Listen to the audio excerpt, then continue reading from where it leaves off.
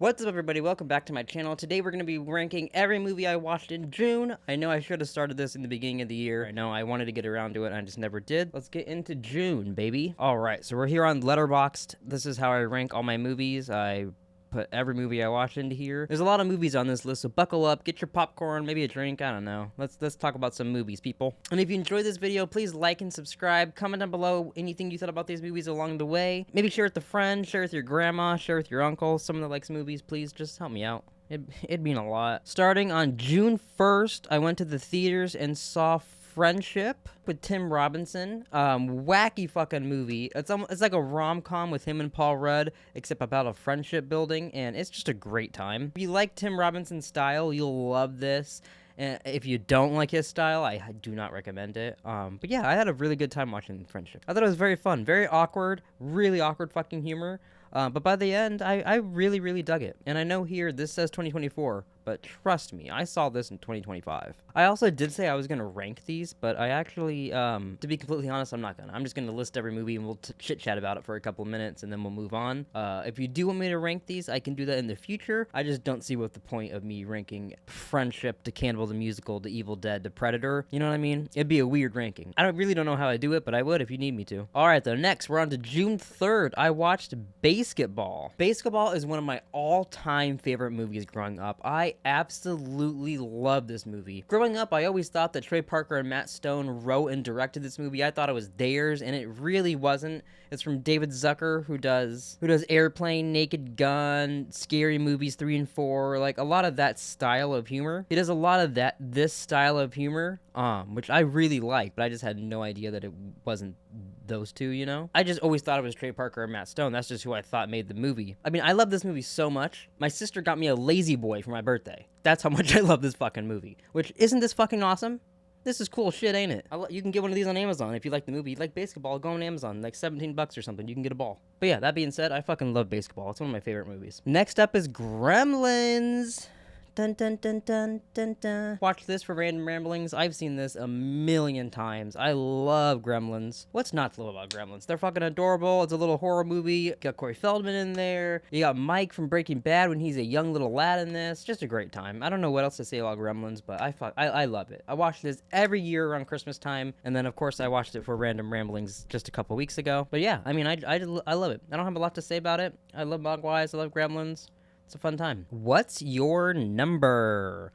So this was from my sister. We each got to pick out a movie for each other to watch. She picked out What's Your Number, and what did I pick out that night? I believe that was the Basketball night, and I logged it the next day. But this was her pick. This is a rom-com with Anna Faris and Chris Evans, and it's pretty fun. It's nothing really special about this movie. I thought it was a pretty fun rom-com, to be completely honest. I had a good time with it. Chris Pratt is also in this. If you like Chris Pratt, he's in here too. Yeah, it was just a fun time. Nothing great. Only gave it 3 stars, but yeah, it was fun. Evil Dead. This is the Fede Alvarez Evil Dead. I remember seeing this in theaters, and this movie scared the fuck out of me in theaters. This was one of the only movies, I think this was the last movie in theaters that scared the shit out of me. But I love the score in this. I love the look of it. Fede Alvarez is just a great director. The cast is great. I love this movie. One of my favorite Evil Deads. I love them all. This is a good one, though. Cannibal the Musical. This is another all-time favorite of mine. Growing up, I watched this movie all the time. I know the lyrics to every song in this movie. Let's Build a Snowman, Spadoinkle Day. I love this thing. If I could, I'd watch this all the time. This is a great movie for me. If you haven't seen Cannibal the Musical, I don't want to tell you anything about it. I just highly recommend you go watch it. It's on Peacock. If you have Peacock, you can go watch it right now. But I highly recommend Cannibal the Musical. Dogma. So this was re-released in theaters, and unfortunately, I didn't make it to the theater, but I did get to watch it on VHS at home with my sister, so that was fun. Yeah, Dogma.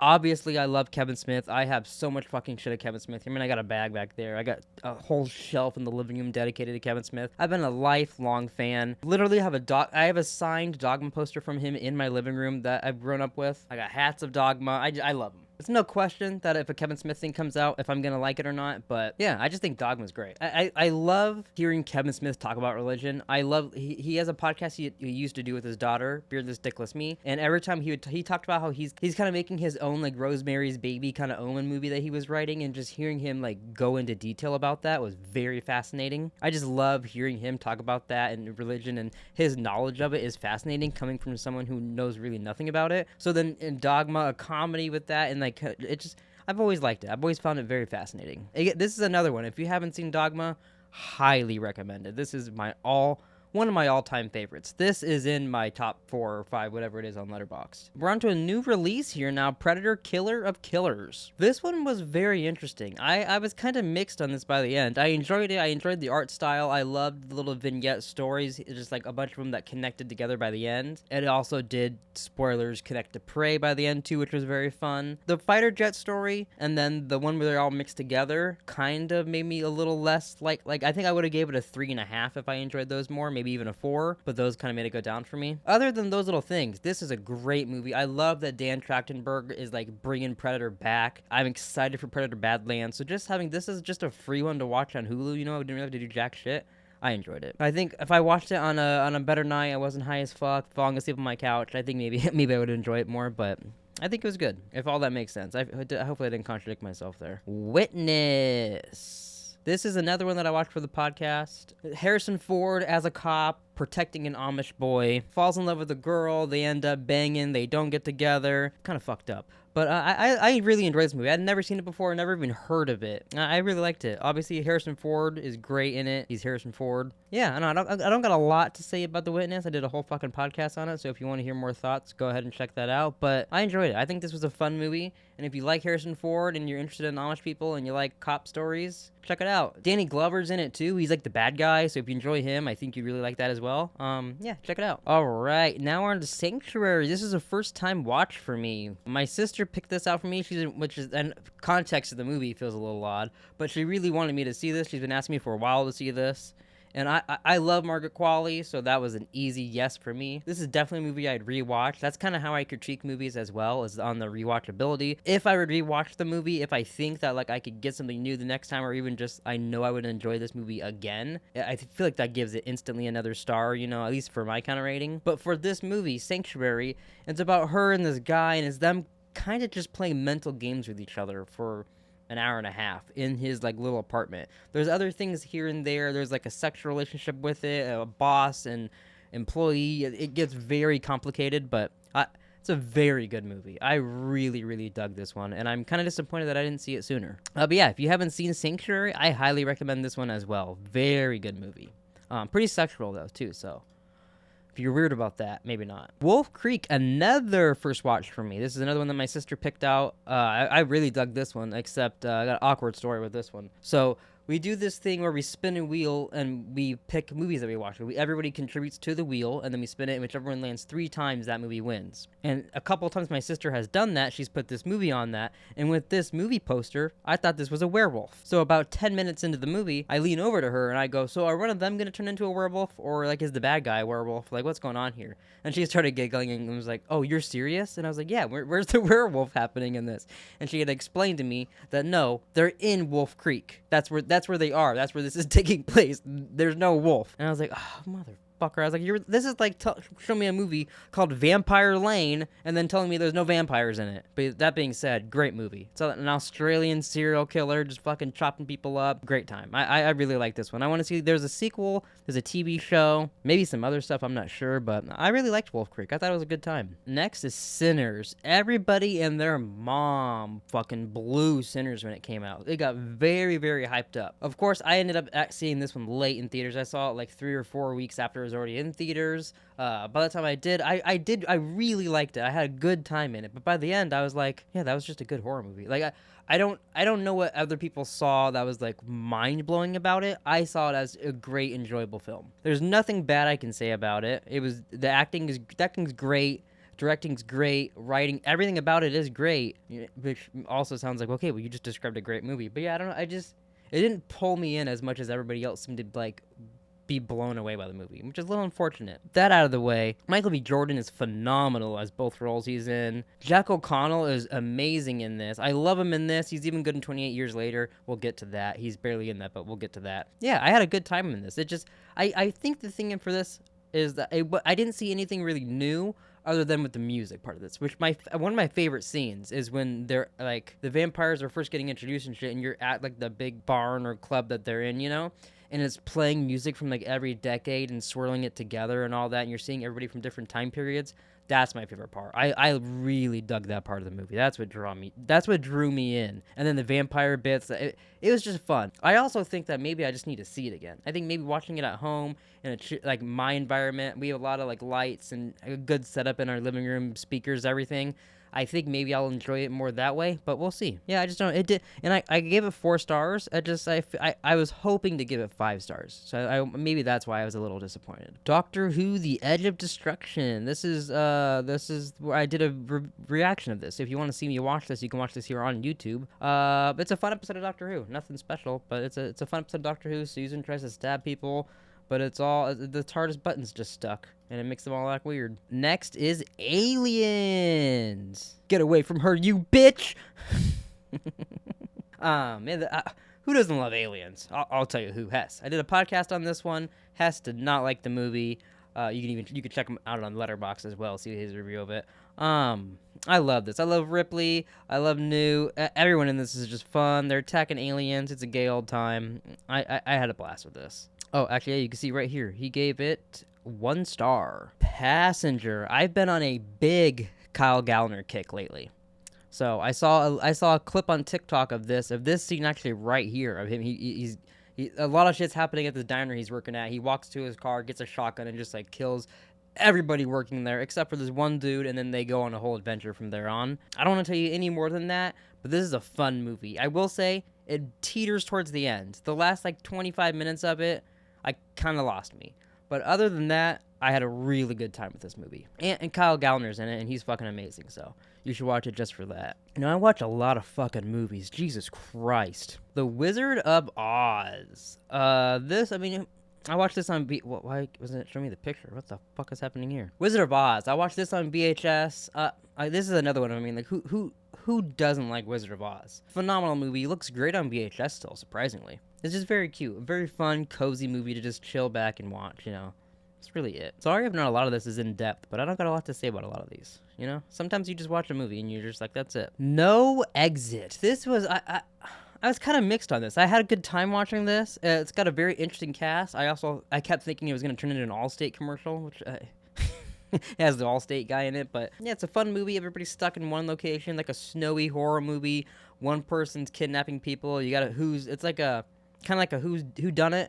And then there's a bunch of twists. May not be executed the best in some parts, but it's a pretty fun movie. I wouldn't recommend this for everybody, but if you enjoy horror movies and you'll just kind of watch whatever, like if you like watching horror movies on Shudder, I think you'll enjoy this. I always feel like horror movie fans have a better tolerance of movies than other fans. 28 Days Later. I watched this in preparation for 28 Years Later, obviously. I was so excited for 28 Years Later. I was watching this. I was going to watch 28 Weeks Later, but I didn't have time, and I was kind of like, whatever. I don't really care about that one, which I kind of wish I did now. Now I'm going to rewatch that one very, very soon. But yeah, I've been on, ever since watching this in 28 Years Later, I've been on a big Danny Boyle kick. And Alex Garland. I've been really liking Alex Garland lately with Civil War and Warfare. So now him being back with 28 Years Later and just shit like that, I'm so excited. I know you shouldn't call these zombie movies, but I'm gonna. This is high up there with my zombie movies. I really like this one.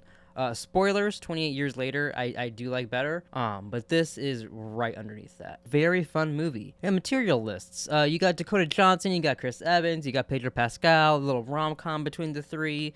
Kinda. There's a lot more to it than just that. I really liked, the message with the online dating and just, it was a good movie. It was a very fun. I don't know about rewatching it. I don't know how rewatchable this one would be, to be honest. I really don't know. But I had a good time watching it. I did a double feature in the theaters, seeing this and 28 Years Later. Very odd pairing. But in the morning, I saw Materialist, and then at night, I saw 28 Years Later, and I enjoyed both movies very much. So that being said, now we're over to 28 Years Later. I really, really, really fucking loved this movie. I had a great time in this. Especially, I heard everybody and their mom complaining about this movie, complaining about the ending, this, that, the other thing. I love the cinematography in this movie. They shot a lot of it on iPhone Pro Maxes. I know everyone's saying the whole movie. It's not the whole movie. Some scenes were, some scenes weren't. It was done phenomenally. The sound design is great. I love the music in this, slash the score. Editing is, I love the chaotic editing. The chaotic editing is one of my favorite parts. We got another one coming out in a couple months. I can't wait. And then we got a third part that will eventually come out. Yeah, I'm glad to have this franchise back, especially with Danny Boyle and Alex Garland writing. I just don't know how you could go wrong with these. But so I will, spoilers, I'm going to talk about the ending right now. So if you haven't seen 28 Years Later, leave and come back later. So at the end of the movie, the kid's cooking a fish, some infected's coming towards him, he arrows one, runs away, and then it's a big horde. And this is where Jack O'Connell shows up. Him and all his friends. He is actually playing the kid from the opening of this movie. You can tell he's got the cross, but it's upside down. His same name. He's Jimmy, and they're the Jimmies. They show up, and they're in all these tracksuits. They're doing flips and shit, and they save the kid. They have these crazy little moves. They saw zombies' heads off. Like, they're pretty wacky. And the music's a little odd, and then it turns into heavy metal. I had a fun time with that. A lot of people said that was like a big tonal shift in the movie, and it really like put them off towards the end. But to me, it felt in the same chaotic vibe as the rest of the movie. And especially, you see Jimmy in the beginning, you see little sprinkles of Jimmy throughout the movie, and then obviously the ending leads you right into the sequel with more Jimmy. I don't know, it just seemed, it made sense to me. Like, I don't think if I never saw what people were saying about the movie online, I would have never even batted an eye to the ending. I would have just been like, oh, that's awesome, I can't wait for the next one. Like, I wouldn't have even considered talking about it here at the end. I would just been like, yeah, and I can't wait to see what the Jimmys do in the next one, and probably have moved on, you know? But yeah, I can't wait to see what Jack O'Connell does in the sequel. Can't wait for that. Oh yeah, so if you haven't seen this, I definitely recommend it. I've seen it twice in theaters so far. It was even better the second time. I highly recommend it. Oh, we're getting close to the end, ladies and gentlemen. We're getting close to the end. Minutemen. I don't got a lot to say about this, except everybody and their mom should go watch Minutemen. The Haunting in Connecticut. It was alright. Kyle Gallner's the best part of it. It's alright. I'm not even gonna try to go into more depth with it. It's just an alright movie. And the sequel has a fucking hilarious name, though. Ooh, Scream! This is Scream 5. I watched this with my grandma. She absolutely hates stabbing movies. We watched all the Psychos together, and there's a scene where he gets, like, falling down the stairs in Psycho 2. There's, like, a hand stabbing scene, and that freaked her out, so I knew I had to get her to watch these movies eventually. So on my birthday, we went out to dinner, came back to her house, watched Scream 5 together, and I got to see her fucking just wiggle and squirm and be all grossed out by all the stabbings in the movie. That was a fun time. This movie may be mediocre, it may be okay. Like, I rated it 3.5 stars here. It's probably my least favorite Scream, but it's very fun. It doesn't have a lot of the things I love about the other Screams, and it's basically just a remake of the first one with little things here or there. But I still like it. This is still a good movie to me. But I'm a big Scream guy, though, so Scream's one of my favorite horror franchises, so, like, of course I'm gonna like it. Bill and Ted's Excellent Adventure. This is one of my favorite movies of all time. I've just watched this all my life. I rewatched this the other night, having fondue for my birthday. We actually did this the day after my birthday, because we were out too late on my birthday, but that was pretty fun, watching Bill and Ted and eating some chocolate fondue. All right, and then the 28 Years Later, we just talked about that. I saw that again in theaters the other day, and then now we're on to the last movie. Actually, not really, because the Pink Panther I logged at midnight. But Three Men and a Baby, if you don't know, is basically Full House, the movie, starring Ted Danson, Tom Selleck, and Steve Guttenberg. I believe this is my first movie I've seen with Steve Guttenberg. I really dug him. I thought this movie was very fun. Like I said, it's basically Full House, the movie. One of them ends up getting a baby dropped off at the door while he's out of town. The two buddies have to take care of it until the guy comes back, and then a whole bunch of shenanigans ensue, you know. Really fun movie. Also oddly directed by Leonard Nimoy, Spock from Star Trek, which I think is very odd, but also kind of cool. But that was another one that I watched for the podcast, which it will be coming out soon. And last, this does say July 1st. But I watched this last night. It ended right around midnight, so I don't think this counts on there. I watched this, as I says here, along with the Regulation crew. That's Fuckface Guys / Regulation, depending on how you know them, from like Achievement Hunter and whatnot. They did a commentary to this the other night, so I was watching that on Patreon. I had no clue Sean Levy directed the Pink Panther. That blew my fucking mind. But oh my god, I haven't seen this movie since I was a kid. I don't even think I finished it when I was a kid, because halfway through this, it wasn't familiar at all. But I loved this. This was hilarious. I love Steve Martin, so I should have known. but like him and Beyonce, it fucking weird. But I really dug it. I also can't believe how like bad this movie did, and it still got a sequel, which I can't wait to go watch. Yeah, if you haven't seen the Pink Panther, that's another one that I highly recommend. Very funny, very weird, but very good. Also not that long, so it's not too much of a commitment as well. But alright, yeah, that's every movie that I watched in June. If you enjoyed this video, please let me know down below so I can continue doing these. If you didn't like this, then I'll probably never do another month of this, to be honest. Thanks for watching. We'll see you guys next month. Peace out, Girl Scouts.